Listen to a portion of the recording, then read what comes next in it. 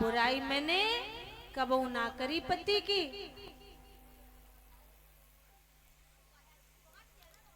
पति की बुराई कबहू करबो ना चाहिए, और पति की मैंने तो बुराई ना करी कबहू। चंद्रमा उधर निकल के कहते हैं बूढ़ा है गयो, कहे मैया गांव की बहुत समय है गयो चंद्रमा निकले, वो बुराई में ही लगी रही, फिर भी कहती हमने बुराई पति की कबहू ना करी। ऐसी बातों में ऐसा आनंद आवे। अब तो पीछे वाली मैया भी, जिनके दांत नहीं उनके भी मुंह फैल रहे हैं।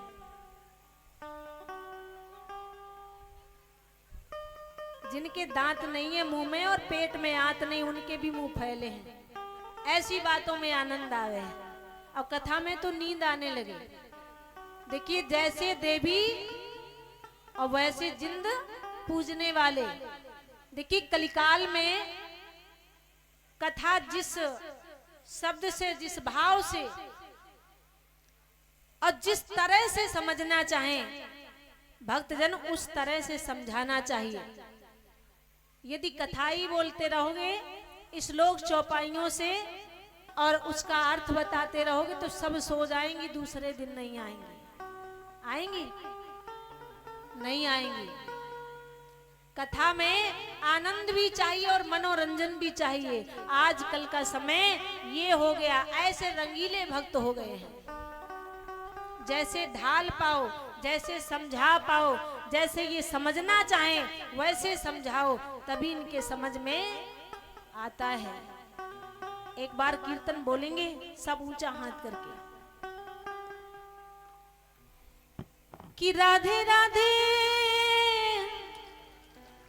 अरे राधे राधे बोल।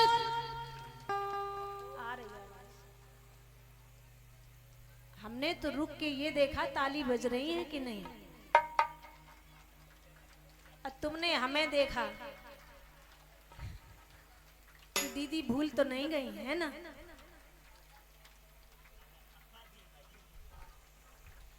कि राधे अलबेली सरकार पे जाओ राधे राधे, ए जी राधे अलबेली सरकार।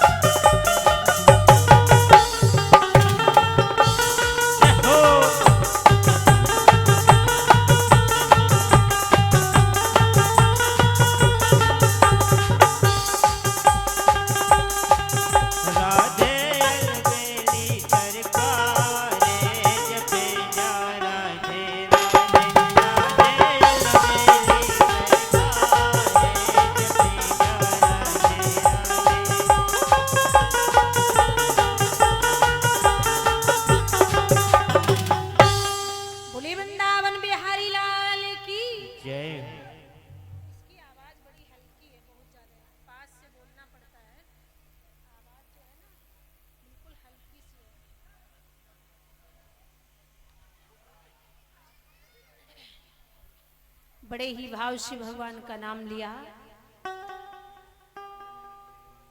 इधर बावन भगवान लक्ष्मी मैया के साथ गए थे। उधर भगवान देखते हैं कि जब जब धर्म पर कोई संकट पड़ता है, देवताओं को दुख मिलता है धरा पर, भगवान आते हैं। इसी प्रकार गंगा का अवतरण भी हुआ भगीरथ के द्वारा। वो भी 60,000 पुत्र जो थे उनका तारण तरण हुआ। इधर हम सभी को सदा सदा के लिए पाप को धुलने के लिए हम सभी गंगा में जाते हैं। गंगा मैया हम सभी के पापों को हरण करती हैं।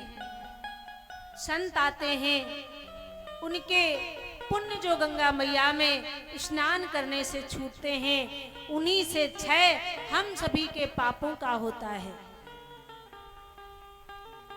उन्हीं के धर्म से भगवान हम सबके संकट हरण करते हैं। भगवान राम का अवतार भी है। आप कुछ समय और दें, भगवान राम का अवतार आज ही होना है।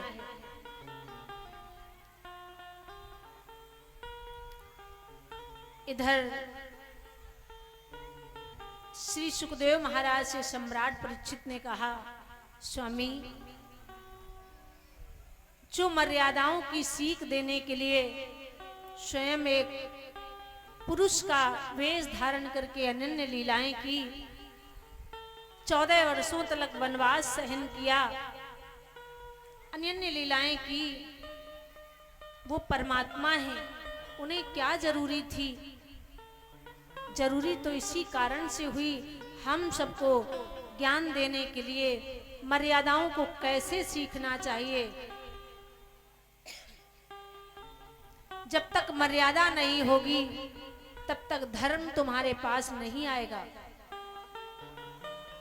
धर्म नहीं होगा वहां भक्ति नहीं होगी, ज्ञान नहीं होगा। जहां ज्ञान भक्ति नहीं होगी, वैराग्य नहीं होगा, वहां भगवान कभी नहीं आ सकते हैं।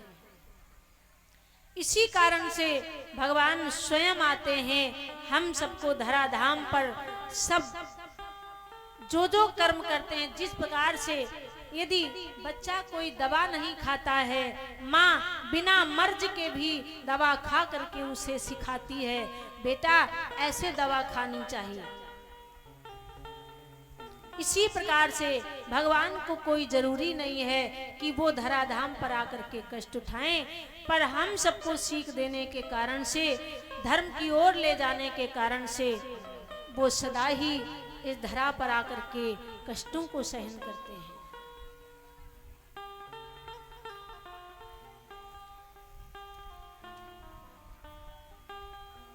सम्राट परीक्षित पूछ रहे हैं और श्री सुखदेव महाराज बता रहे हैं कि ये सूर्यवंश में भगवान राम आए थे। कहा, प्रभु थोड़ा तो विस्तार कीजिएगा, किनके वंश में आए, क्यों आए, इनका क्या कारण था। तभी श्री सुखदेव महाराज जो हैं बताने लगे हैं। महाराज जो दशरथ हैं, महाराज दशरथ यही तो स्वयंभू मनु थे, जो मैया कौशल्या हुई हैं, यही तो शत्रुपा थी। इन्होंने तपस्या की थी, भगवान के जैसा पुत्र मांगा था। भगवान ने देखा है कि ब्रह्मा की सृष्टि में तो कोई ऐसा नहीं है, इनकी तपस्या के अनुसार हमें फल देना है। स्वयं भगवान आने को मजबूर हुए।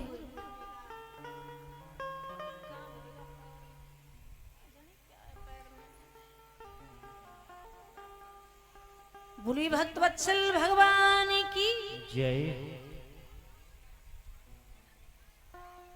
श्री सुखदेव महाराज बैठे हैं, सुनते हैं और ये श्री सुखदेव महाराज सुनाते हैं, सम्राट परीक्षित सुनते हैं।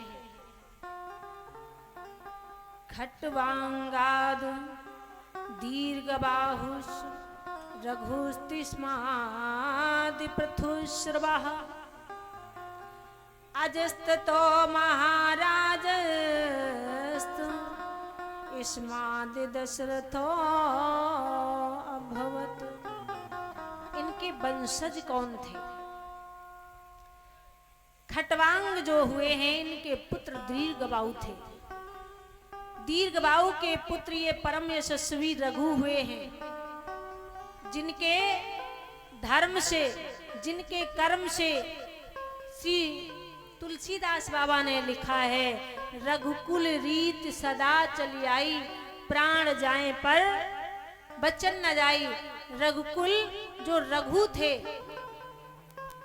इनके वंशज रघु जो थे, उनका धर्म ऐसा था, उनका कार्य ऐसा था कि उनके कार्य से भगवान राम भी आए हैं, तब भी वो उपाधि दी जाती है, वो उनकी उदाहरण दे करके उन्हीं जैसा कार्य करवाया जाता है। रघु के बाद अज हुए हैं और अज महाराज के ये महाराज दशरथ हुए हैं। दशरथ के आंगन में ही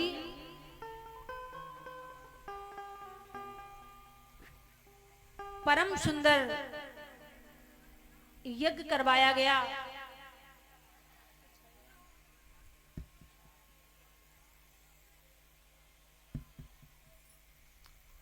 पुत्रेष्ट यज्ञ करवाया गया था।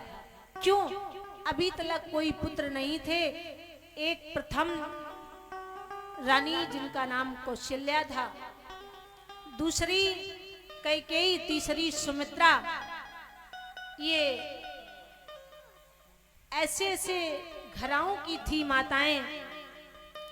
प्रथम मैया कौशल्या जो हैं वो भानुमान की पुत्री हैं। कौशलाधिपति जिनकी पुत्री कौशल्या हैं। दूसरी देवी मगध राजकुमारी सुमित्रा हैं। तीसरी जो कैकेयी हुई हैं वो उत्तर और पश्चिम के बीच में आनो देश पड़ता है। आनो देश के राजा कैकेयी हैं। उन्हीं कैकेयी की पुत्री कैकेयी हुई हैं। बचपन में ही ये बड़ी ही परम तेजस्वी थी, बड़ी ही भगवान की भक्ति को करने वाली थी, संतों की सदा ही दर्शन में, संतों की सेवा में रत रहने वाली थी। तीनों के साथ विवाह कर लिया। पहले किया है कौशल्या के साथ में, इसके बाद में सुमित्रा के साथ में, तीसरी बार में कैकेयी के साथ में, पर किसी के पुत्र नहीं हुआ है। देखिए, समय समय की बात है, समय होत बलवान। भीलन लूटी गोपिका बोही अर्जुन वोई बान। समय जो है, समय से पहले किस्मत से ज्यादा कभी किसी को मिलता नहीं है। महाराज दशरथ ने तपस्या स्वयंभू मनु और शत्रुपा बन करके की थी, जिनकी तपस्या से भगवान प्रसन्न भी हैं। पर किसको भेजना चाहिए? कोई नहीं मिला। स्वयं भगवान को आना पड़ रहा है। देखा है कि हमें तो इनकी तपस्या से हार करके जाना ही पड़ रहा है, क्योंकि जब भक्त की तपस्या, भक्त का व्यवहार, भक्त के काम भगवान के प्रति ऐसे कुछ हो जाते हैं तो भगवान स्वयं ऋणी हो जाते हैं। ऋण वो चुकाने के लिए भगवान उस भक्त के यहाँ आते हैं।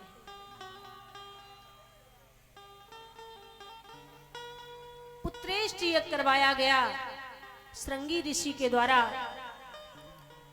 उससे अग्नि भगवान प्रसन्न होकर के एक चरु का दोना दिया, जिसे खीर की प्रसादी कहते हैं, और कहा तीनों रानियों को घर में ले जाकर के महाराज दशरथ से कहा कि तीनों देवियों के लिए बांट करके दे देना। और जब इनके घर में ये खीर की प्रसादी पहुंची है और कहा एक नहीं 4 पुत्र होंगे। बंटवारा किया है उस प्रसादी का।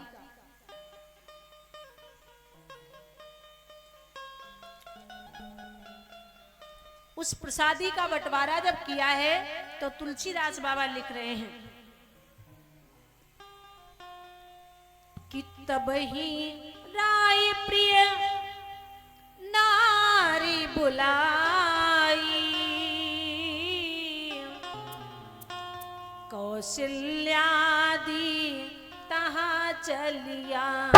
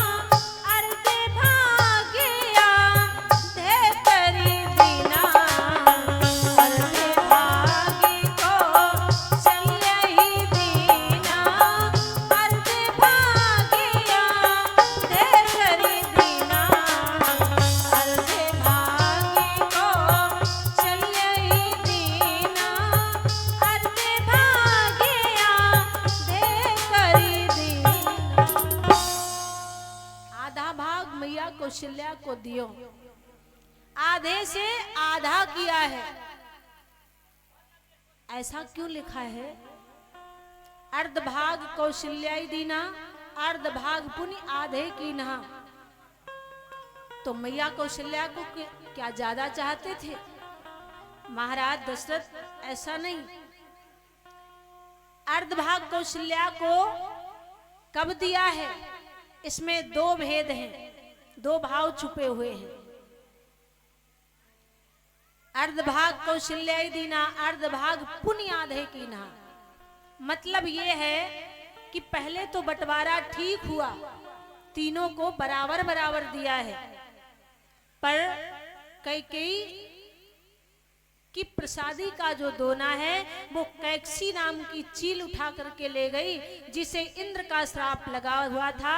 स्वरों से ना गा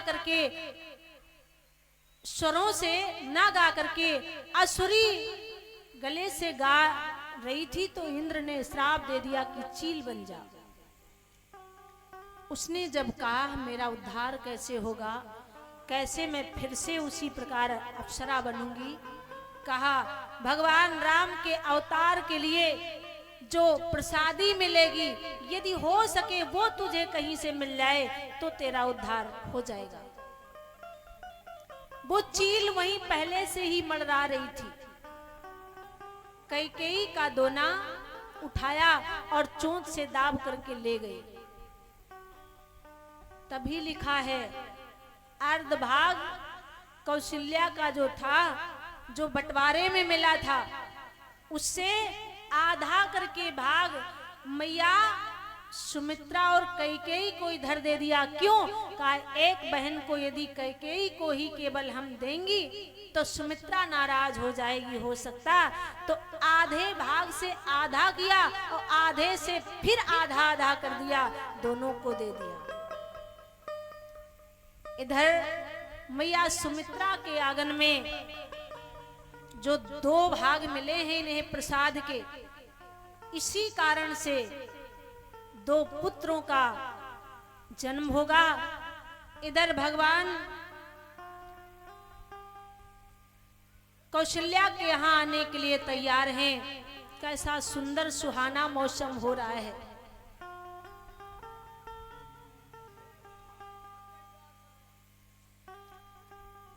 बड़ी ही सुंदर पवन चल रही है, बड़ा ही सुंदर मौसम है। ऐसा लगता है कि बागों से गुंजार कोयलियां करती हैं, भगवान के आने का इंतजार कर रही हैं।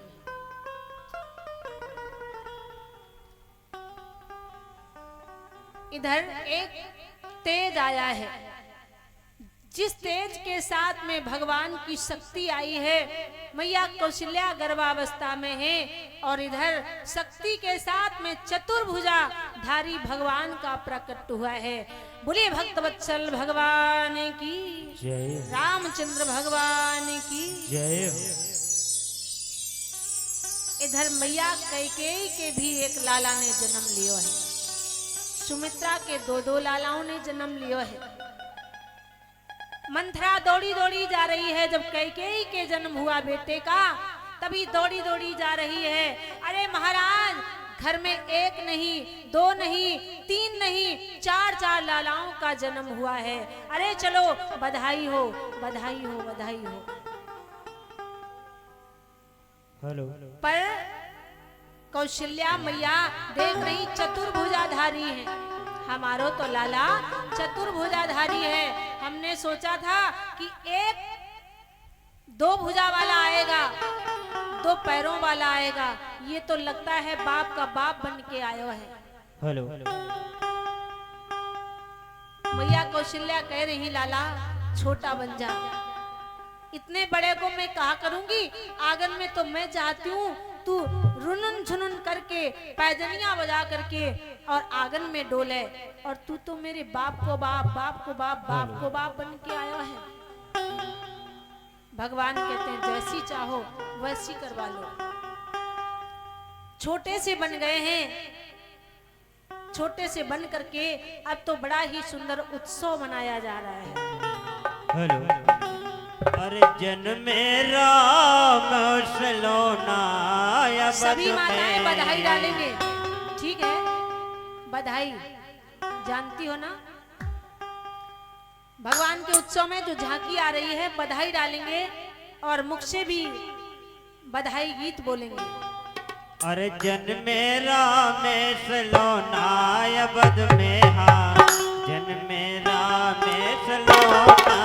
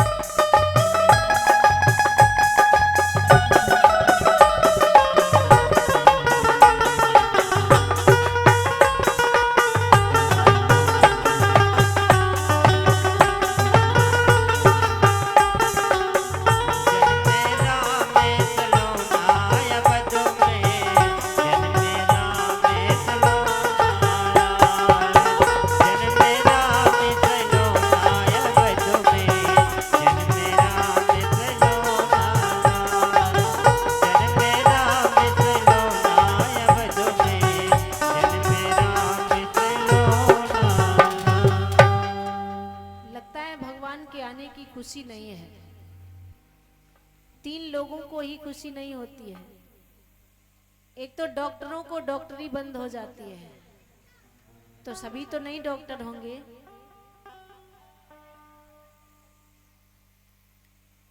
दूसरे किसे नहीं होती है? दूसरा होता है वकील, एडवोकेट, उसको भी नहीं होती है खुशी। क्यों? भगवान आए हैं, अब ना कोई लड़ाई झगड़ा होगा और ना कोई हमारे पास आएगा। तीसरे एक लोगों को और खुशी नहीं होवे, जो आगे से भी खाते हैं और पीछे में भी खाते हैं, जिसे कहते हैं पुलिस के लिए। पुलिस को भी खुशी नहीं होती है। क्यों? कोई केस ही नहीं मिलेगा, कोई लड़ाई झगड़ा नहीं होवेगी, तो घर में जो स्वागत होए और पीछे पॉकेट में जो धीरे से लोग डाल दें नोट गुड़िया के, अब नहीं डाले जाएंगे। ऐसे नाराज होए भगवान के आए में। तो आप